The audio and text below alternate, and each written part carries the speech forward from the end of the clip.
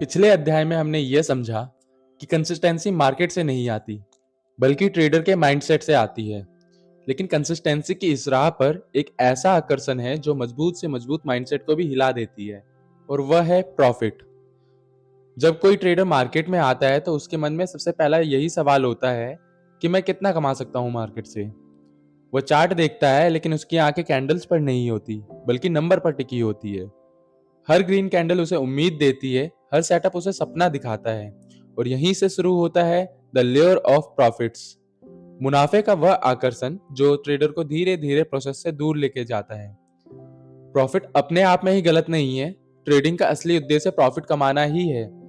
लेकिन समस्या तब शुरू होती है जब प्रॉफिट जरूरत बन जाती है और ट्रेडर मार्केट से कुछ चाहने लगता है। मार्क डगलस कहते हैं, the moment you need the market to give you money, you are no longer objective. जिस पल आपको मार्केट से पैसा चाहिए होता है, उस पल आपकी ऑब्जेक्टिविटी खत्म हो जाती है। अब आप मार्केट को वैसा नहीं देखते जैसा वो है, बल्कि जैसा आप चाहते हैं वैसा देखने लगते हैं। राहुल भी यही गलती कर रहा था। जब उसके कुछ ट्रेड अच्छे चले, प्रॉफिट बढ़ा, तो उसके मन में एक नई आवाज सुनाई दी, अगर इतना हो सकता है तो और क्यों नहीं। अब वह ट्रेड प्लान फॉलो नहीं कर रहा था, अब वह बस उम्मीद फॉलो करता था। अब उसका सवाल यह नहीं होता था कि क्या वह ट्रेड वैलिड है, बल्कि यह होता था इससे कितना प्रॉफिट बन सकता है। प्रॉफिट की क्रेविंग ट्रेडर को इम्पेशेंट बना देती है। अब वह वेट नहीं करता, सेटअप पूरा होने से पहले एंट्री ले लेता, और एग्जिट का प्लान तो रहता ही नहीं था, क्योंकि उसके मन में एक डर होता था कहीं मौका ना निकल जाए। और इसी डर को कहते हैं फोमो, मतलब fear of missing out. FOMO trader को ब्लाइंड बना देता है। वो मार्केट नहीं देखता, वह सिर्फ अपॉर्चुनिटी इमेजिन करता है। एक दिन राहुल ने एक ट्रेड लिया, ट्रेंड उसके फेवर में था, एंट्री सही थी, ट्रेड प्रॉफिट में चला गया। लेकिन उसने एग्जिट नहीं किया, क्योंकि उसके मन में चल रहा था थोड़ा और चल सकता है, बस थोड़ा और चल सकता है, बस थोड़ा और। मार्केट ने डायरेक्शन बदली, प्रॉफिट धीरे धीरे खत्म हुआ और फिर लॉस में बदल गया, और राहुल वहीं बैठा रह गया स्क्रीन को देखते हुए। उसे लॉस से ज्यादा मिस्ड प्रॉफिट का दर्द हो रहा था, और यही सबसे खतरनाक बात है। प्रॉफिट की कल्पना लॉस से ज्यादा चोट पहुंचाती है। मार्क डगलस इसी पर कहते हैं, the pain of giving back profits is much greater than the pain of taking a loss. जब ट्रेडर प्रॉफिट से इमोशनली जुड़ जाता है तो डिसिप्लिन टूटने लगता है, रूल्स बैंड होने लगते हैं, स्टॉप लॉस शिफ्ट होने लगता है, और ओवर ट्रेडिंग शुरू हो जाती है। अब ट्रेडर ट्रेड नहीं कर रहा होता, वह रिकवरी करने की कोशिश कर रहा होता है। मार्क डगलस साफ कहते हैं, you don't trade to make money, you trade to execute your edge. लेकिन ज्यादातर ट्रेडर्स इस बात को समझ नहीं पाते। वह सोचते हैं ट्रेडिंग पैसा बनाने का जरिया है। असल में ट्रेडिंग डिसीजन मेकिंग डिसिप्लिन का खेल है। मार्केट इंडिफरेंट है, उसे फर्क नहीं पड़ता कि आपको पैसा चाहिए या नहीं।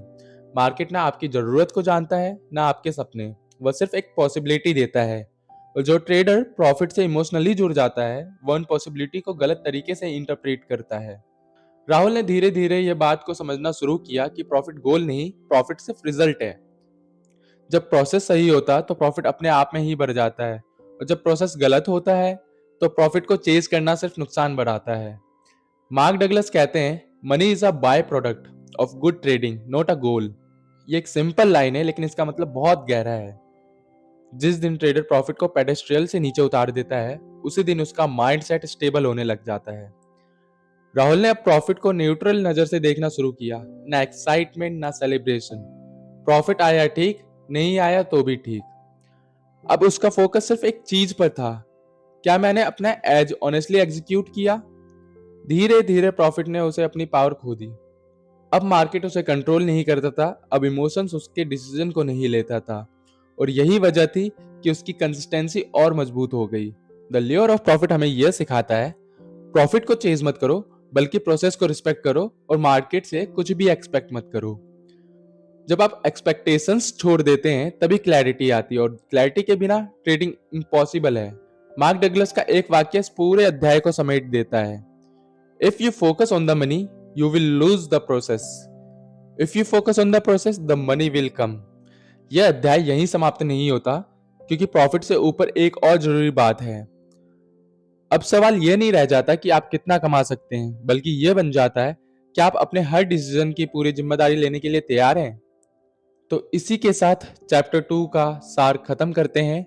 मिलते हैं आपको चैप्टर 3 में, जो है टेकिंग रिस्पॉन्सिबिलिटी। तब तक के लिए आप हमसे जुड़े रहिए। इस चैनल को लाइक और सब्सक्राइब कीजिए और अपने ट्रेडर दोस्तों के साथ शेयर कीजिए, जिससे उन्हें सहायता मिले एक बेटर ट्रेड लेने में या प्लान करने में। सो हेड्स ऑफ।